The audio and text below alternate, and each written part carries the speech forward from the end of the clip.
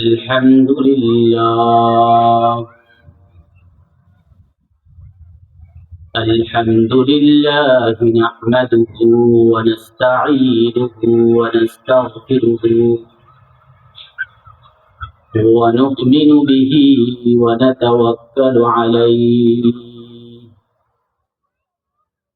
ونعوذ بالله من شرور أنفسنا ومن سيئات أعمالنا من يهده الله فلا مضل له ومن يضلله فلا هادي له ونشهد أن لا إله إلا الله وحده لا شريك له ونشهد أن سيدنا وسندنا وحبيبنا وحبيب ربنا وطبيبنا وطبيب قلوبنا وأولانا ومولانا محمد الذي أرسله بالحق بشيرا ونذيرا وداعيا إلى الله بإذنه وسراجا منيرا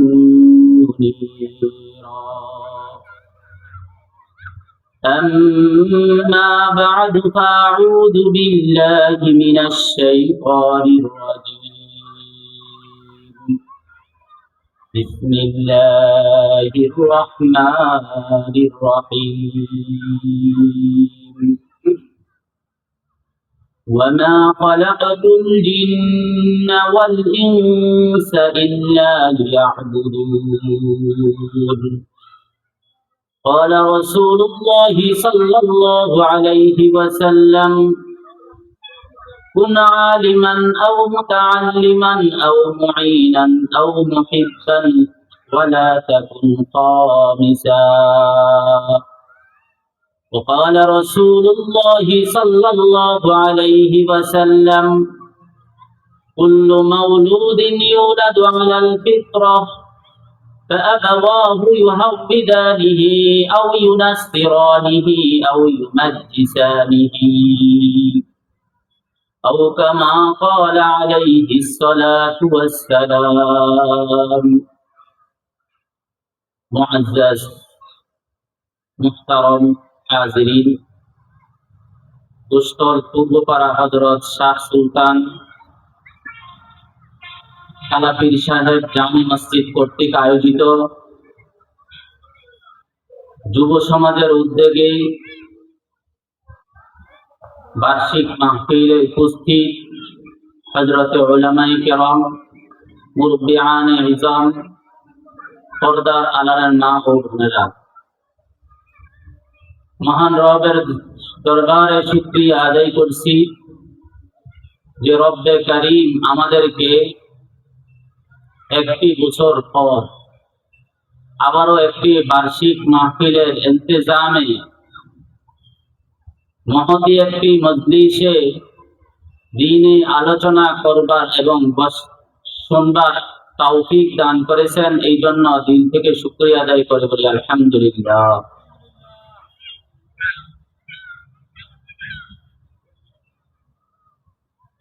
আজকের এই মহতী মজলিস আয়োজনের টার্গেট ছিল অনেক পূর্ব থেকে। কর্তৃপক্ষ এলাকার যুবক ভাইয়েরা আরো 6 মাস আগেই বক্তাদেরকে দাওয়াত দিয়েছেন। আসলে আমি কোনো ওয়াইজিন নয়, আলোচক নয়। তো এই আলোচক বাদ মাগরিব থেকে ইনশাআল্লাহ ওয়াইজগণ আলোচনা করবেন, ওয়াজ করবেন, নসিহত করবেন। আমরা অত্র এলাকায় যারা আছি আজকের এই দিনটাকে দিন শিখার জন্য, দিনই মুজাকারা শুনবার জন্য, আমল করার লক্ষ্যে এই দিনটাকে কোরবানি করব। মা বোনেরা যারা আছি আমাদের সন্তানদেরকে মেলায় নয়, ফুচকা ইত্যাদি খাওয়ার জন্য নয়।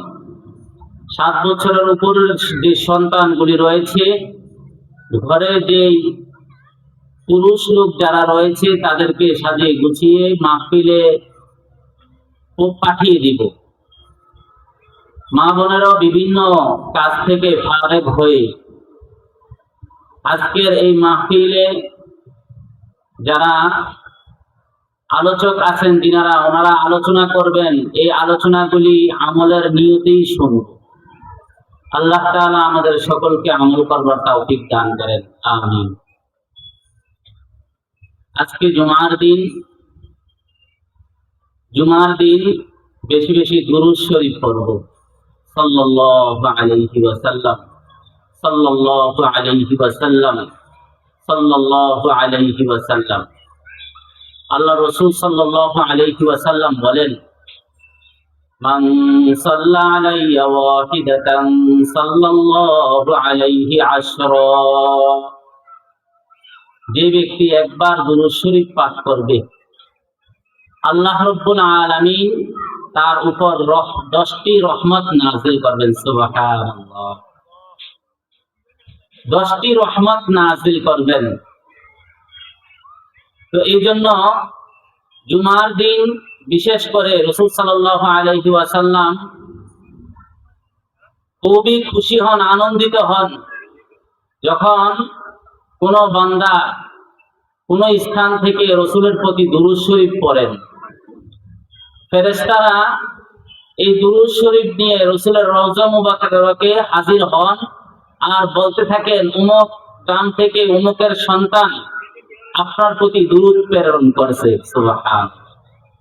তো এই জন্য কোন বিপদের মুহূর্ত, অসুস্থতার অবস্থায়, মা বোনদের প্রসব বেদনা উঠলে অথবা কোনো পেরেশানি আসলে আমরা নিজেরা দুরূদ শরীফ পড়ব এবং অন্যদেরকেও বলবো দুরূদ শরীফ পড়ার জন্য।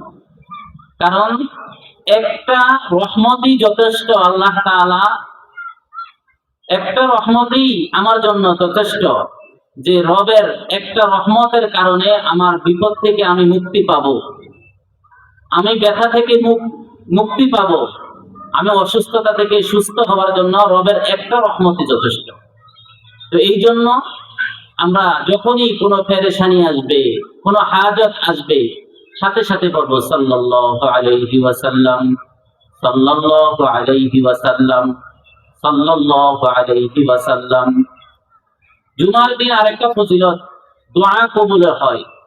এই জন্য জুমার দিন বেশি বেশি দোয়া করব।